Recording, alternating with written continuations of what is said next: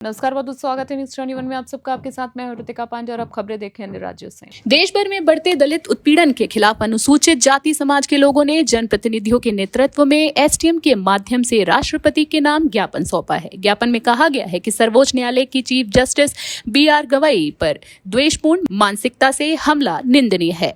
साथ ही राजस्थान में IPS पूरन कुमार की जाति उत्पीड़न से आत्महत्या और रायबरेली में मजदूर की हत्या जैसे मामले समाज को झकझोर भी रहे हैं। समाज के प्रतिनिधियों ने आरोप लगाया है कि मनुवादी मानसिकता के लोग सुनियोजित साजिश के तहत दलितों पर अत्याचार बढ़ा रहे हैं।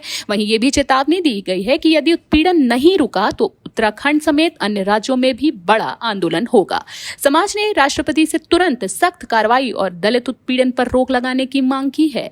सितारगंज से मनोज हालदार की रिपोर्ट। में सबसे पहले ये है कि हम राष्ट्रपति महोदय को हम सभी लोग मिलकर एक ज्ञापन दे रहे हैं, जिसमें मेन बिंदु ये है कि हरियाणा में कैडर IPS पूर्ण कुमार की जाति उत्पीड़न कारण उन्हें अपनी फांसी लगाई और उनको अभी तक न्याय नहीं मिल पाया। तो हम सब लोगों का प्रथम केंद्र ये है कि उनको न्याय मिलना चाहिए। उसके साथ दूसरा विषय की निकल के आया है उत्तर प्रदेश रायबरेली में 2 अक्टूबर को एक दिहाड़ी मजदूर हरिओम पाली पीट कर उसकी हत्या कर दी।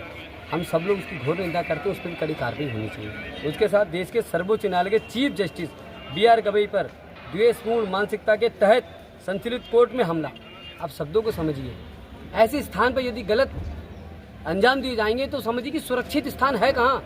तो हम सबका निवेदन सिर्फ इतना है कि इन सब पर कड़ी से कड़ी कार्रवाई होनी चाहिए, इन सबको न्याय मिलना चाहिए। जो है हमारे सोशल मीडिया के माध्यम से पूरे देश में आप लोग देख रहे होंगे कि जाति उत्पीड़न पूरे देश में इसका ग्राफ एकदम बढ़ गया है। वो एक सोची समझी साजिश के तहत, मनुवादी मानसिकता के तहत ये प्रयोजित तरीके से षड्यंत्र करके पूरे देश में ऐसा माहौल बनाया जा रहा है और ये माहौल भारतीय संविधान के विरुद्ध है, ये भारतीय लोकतंत्र के विरुद्ध है और जातीयता को बढ़ावा दिया जा रहा है। लगातार जाति उत्पीड़न किया जा रहा है। इस क्रम में आपने देखा कि जो न्यायालय, सर्वोच्च न्यायालय के जो चीफ जस्टिस गवई साहब हैं, वो गवई साहब पे भी बदतमीजी करने का प्रयास किया गया और फिर सोशल मीडिया के माध्यम से उन लोगों को प्रोत्साहित किया जा रहा है। ये देश कहाँ जा रहा है, हमको सोचने के लिए बाध्य होना पड़ेगा।